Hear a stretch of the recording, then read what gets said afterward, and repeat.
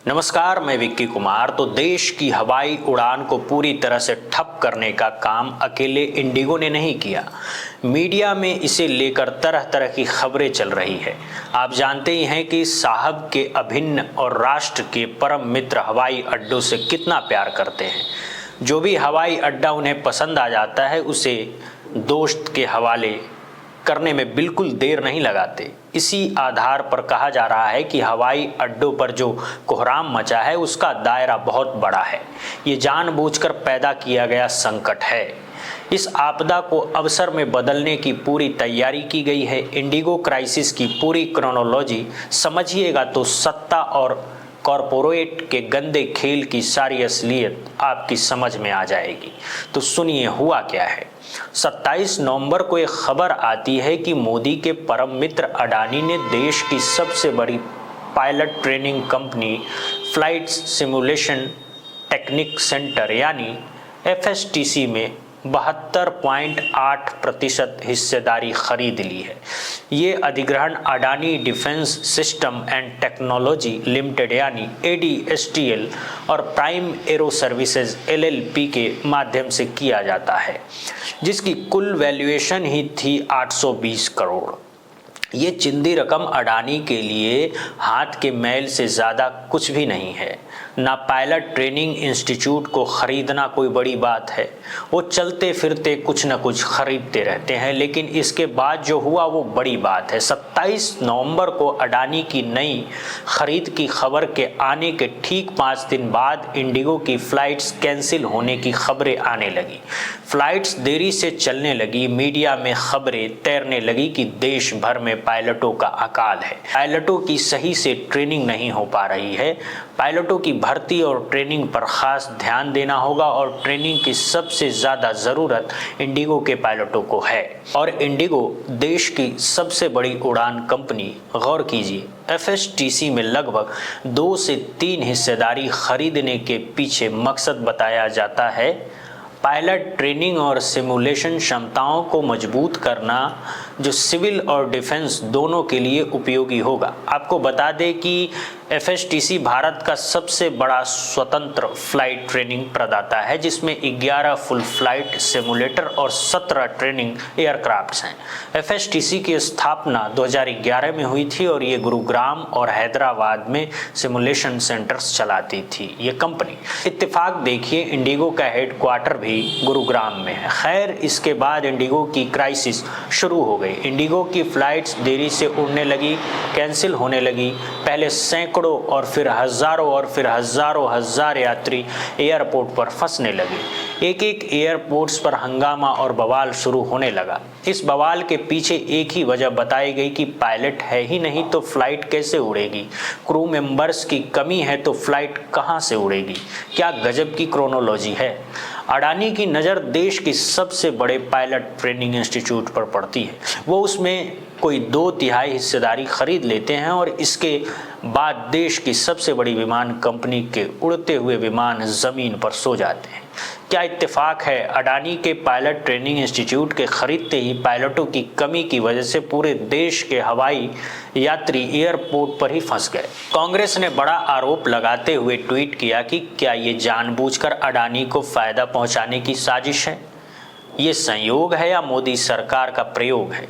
कहीं इंडिगो को डुबाकर Adani aviation industry में भी तो अपनी नैया पार नहीं लगाना चाहते। कांग्रेस ने आरोप लगाया कि इसके पहले भी ऐसा हो चुका है। जब अडानी को लो क्वालिटी का कोयला महंगे दामों पर बेचना था तो देश भर में कोयले की कमी की खबरें उड़ाई गई।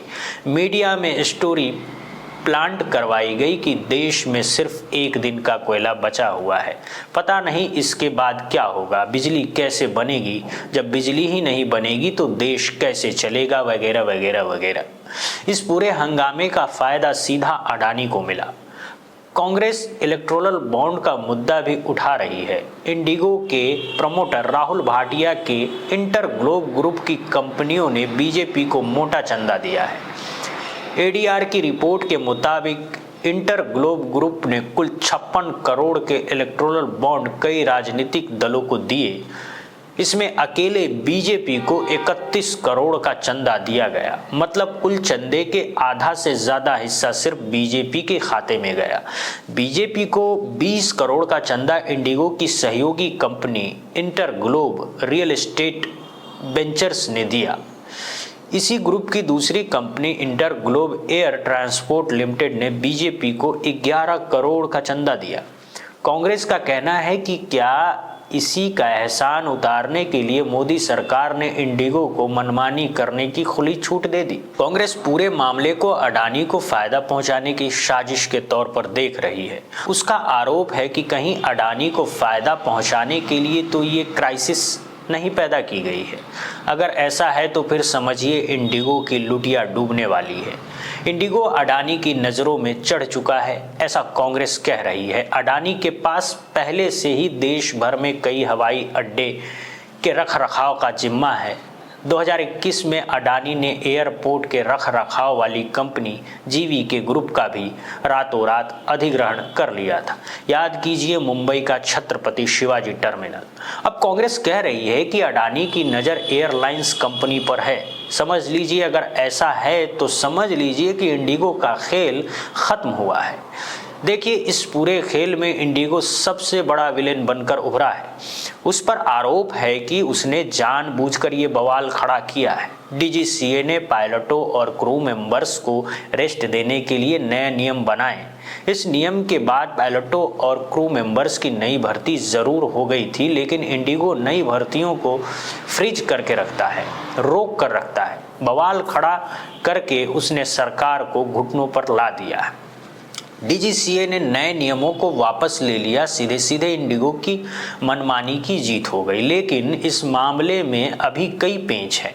नागरिक उड्डयन मंत्रालय ने अब इस पूरे क्राइसिस पर जांच बिठा दी है। 4 लोगों की टीम इस पूरे मामले की जांच करेगी, जिम्मेदारी तय कर दी जाएगी। डीजीसीए एक्शन लेने की बात कर रहा है। पिछले 8-10 सालों में इंडिगो ने बहुत तेजी से मार्केट की लीडरशिप हासिल की है।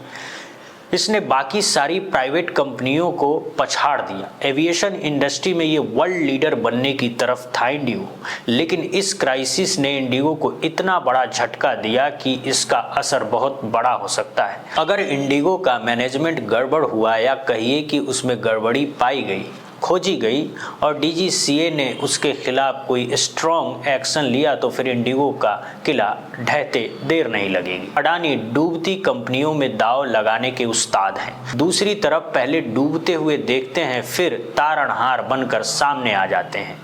एनडीटीवी याद है ना? इसीलिए कहा जा रहा है कि इंडिगो के इस खेल में बड़े बड़ों के दांव लगे हैं। तो देख लीजिए, लोग जो कहते हैं कि सरकार अगर पूंजीपतियों के हिसाब से नियम कायदे बनाती है तो इसमें बुरा क्या है।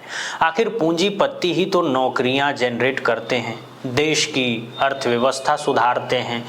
तो इस महान तर्क के साथ मोदी के नारे लगाने वाले जनता देख ले कि ये पूंजीपतियों के लिए नियम कायदे बनाने वाली सरकार नहीं है, बल्कि इस सरकार में पूंजीपति ही नियम कायदे बना रहे हैं।